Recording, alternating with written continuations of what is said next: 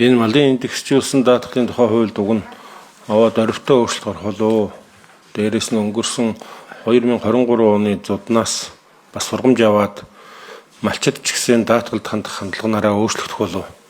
Нөгөө талд төр засгаас бас энэ хөдөө аж ахуйн салбар ялангуяа мал аж ахуйн салбарт энэ эрсдлийг бууруулахад энэ их даатгал их чухал даатгал. Дээрээс нь засгийн газраас өргөн барьсан хэлбэр дээр нь бас улсын хурал ярилцаад овоо өөрчлөлт орчих болов гэсэн олигтой дөрвтэй өөрчлөлт орохооргүй юм танилцуулга эцсийн хэлцүүлэгт өргөн барих гэж байгаа юм байна. Тэгэхээр энэ даатгал энэ хөдөө аж ахуйн мал аж ахуйн салбарын эрсдлийг бууруулах асуудал дээр ахиж цаашдаа их хурлын гишүүд өөрсдөө санаа ачлаад юм уу эсвэл өөрсдөө энэ даатгалтын хуульд эсвэл тусгай хууль байдаг юм одоо тийм арга хэмжээ авахгүй бол энэ бол олигтой болсонгүй шүү. Өчнөө ажил болоод тэгээд малын индексжүүлсэн даатгалтын тухай хууль хуучин нэг 6% байсан босоо үзүүлэлт 5% болсон байна. Дээрээс нь тэр нэг урдчлалсан нөхөө олгор гэж ер нь бол даатгал чинь хохирол гарсал бол тухай үрдэ олгож байх хэвээр систем юм чинь. Тэгээ нэг ийм индексжүүлсэн гэдэг эсвэл нэрээ авах байсан юм уу? Ер нь энэ мал аж ахуйн даатгалын тухай асуудал бол энэ дээр дөрвтэй өөрчлөлт орж чадсангүй. Анх эн чинь ийм төвхтэй юм билээ. Одоо тэр сая бид энэ байнгын орооны эрс хүрэхээс өмнө бид нар ингээд бас энэ тухайн ярилцаад байж лээ эдэр утгаар бид нар. Энэ анх үндсэн хуульд орсон заалт нь энэ хөдөө аж ахуйн эрсдэл мал аж ахуйн эрсдлийг хамгаалах гад тэр 92 оны үндсэн хууль хэлцэж явах үед Өмнө Говь аймгийн 3 төс сумаа сонгогдсон тэр Пүрэв гэдэг хүн 261 дугаар хоргоо сонгогдсон. Пүрэв гэдэг хүн анх энэ мал аж ахуйн талаар энэ үндсэн хуульд ялангуяа мал аж ахуйн эрсдлийн талаар огт заалт орсонгүй тэгээд гэж. Тэгээ хоёр дахь нь Сүхбаатар аймгийн Асгат сумаас сонгогдсон Цог Очир гэж хүн бас энэ талаар ер нь одоо мал сүрэг бол үндэсний баялаг байна. Мал сүрэг бол манай эдийн засгийн гол зүйл байна. Тийм учраас энэ чиглэлээр үндсэн хуульд оруулах ёстой гэдэг. Тэгээ яг үндсэн хуулийн агуулгын чинь тийм лээ. Тэр Лүндэн дөрж байгаа үндсэн хууль би басна шинжлэх ухааны тайлбар тэр анхны 92 оны үндсэн хууль тухайд хэлцэжсэн бүх протоколыг нь би уншсан л да. Одоо манай тусдах нашаа оролоод ирэх байх. Уг нь би энэ чинь араа ийм хурд ийм маягаар явчихна гэж бодсонгүй.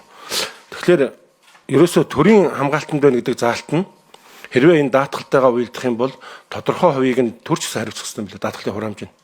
Тэгжээж нэг араа гайг болохоос биш малчид тодорхой хувиа даатгуул сурах хэрэгтэй.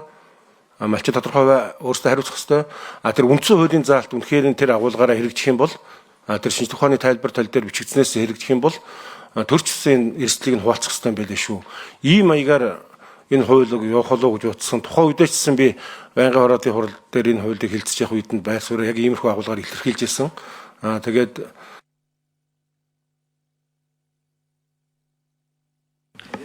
За гүсэ аматришн гүсэ шатсуй. Гишүүдээс бас үсгэд цаашдаач энэ малын даатгалын тухай хуулийг зүгээр малын индексжүүлсэн гэхгүйгээр одоо мал аж ахуйн салбарын даатгалын тухай хууль гэдэг юм уу тусгай хууль гарахгүй бол энэ бол олигтой юм болсонгүй. Өчнөө ярьж өчнөө хэлэлцэж тэгээ ийм маягаар одоо танилцуулгыг нь улсын хурлын чуулган руу одоо эцсийн хэлцүүлэг шилжүүлж байгаа харамсалтай байна гэдгийг энд ташрамтлаа.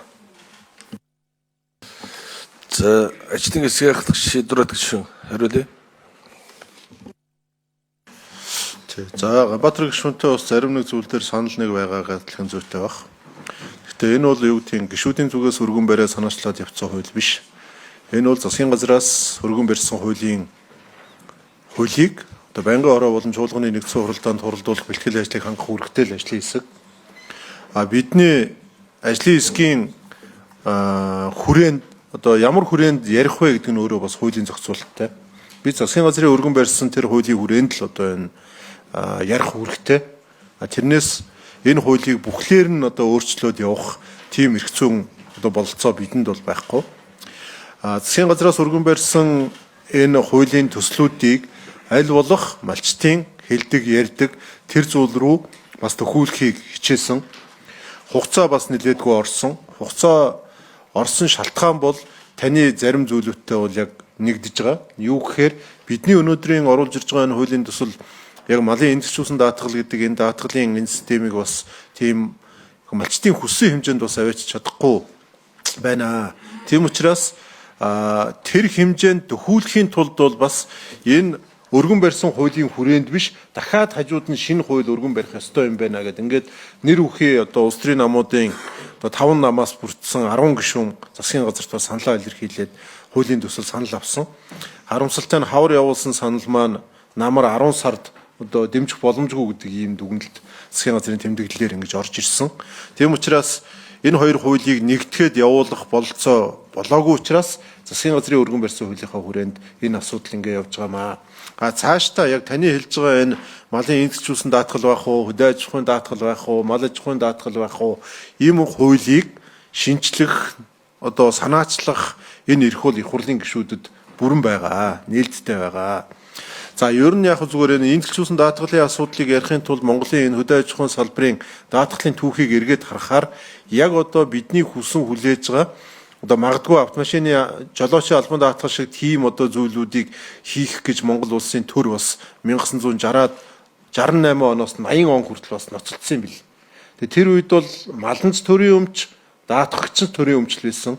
Гэхдээ яг хотонд оргоцсон хоригдлоор өдөр бол бас шийдэж чадахгүй яваад 88 онд баха энэ хүчингү болоод тэгээд 2005 он хүртэл бол ямар ч юм даатгалын систем байхгүй байжгаад Дэлхийн банкны санхүүжилтээр эхлээд төсөл хэрэгжиж явж байгаад 3 аймагуд нэмэгдэж байгаад 2014 онд хуультай болоод 11 жил хэрэгжиж байгаа ийм л хууль байгаа. Амьдрал дээр нийцэхгүй байгаа юм бас байгаа юу гэвэл бас байгаа гэдэгтээ бол би санал нэгднэ. За энэ хуулийг миний 1 минутыг нэмж өгөх болцоо байгаа тийм ээ. За энэ хуулийн дээр тэр малчтын яг малын эндэгчүүлсэн даатгалтай холбоотой асуудлаар малчтын санал хүсэлтийг сонсоход бол нэгдүгээрт бол энэ нөгөө хувийн асуудал ярьдаг. Хувь бол одоо эн чинь тухайн бид нар чинь том газар нутагтай. Нэг аймаг доотлол нь одоо 16 7, дээдлэл нь 20 гаруй сумтай. Аймгийн хэмжээнд одоо энэ нэгдсэн хувь гаргаад ах нь зууданд автцсан мал нь хорогдсон сумын иргэд хохирох ийм одоо нөхцөл байдал бүрдээд байгаа. Дээрээс нь мал хорогдсон ч гэсэн хувь 6 гэдэг өндөр хувьтай байна гэдэг ийм гомдлыг малчид ярьдаг. Энэ хөндөгдөөд яг 5 ч бас биш юм. 4 5 за максимумда 6 гэж байгаа. Тэгэхээр энэ бол бас тодорхой хэмжээнд 6% биш 4% болгож буулгана гэдэг бол бас нэг үр дүн гэж ингэж бас харж байгаа. Нөгөө талдаа урьдчилж олгоно гэдэг энэ зүйл бол өмнө нь байгаагүй. 6 сарын мал тоолгоор малынхаа хоригдлыг бодуулсан одоо тооцоолсон малчин 10 сар 11 сар дансандаа мөнгө авдаг. Энийг нь бол одоо мал ядарч эхэлж байгаа үед нь хоригдол эхэлж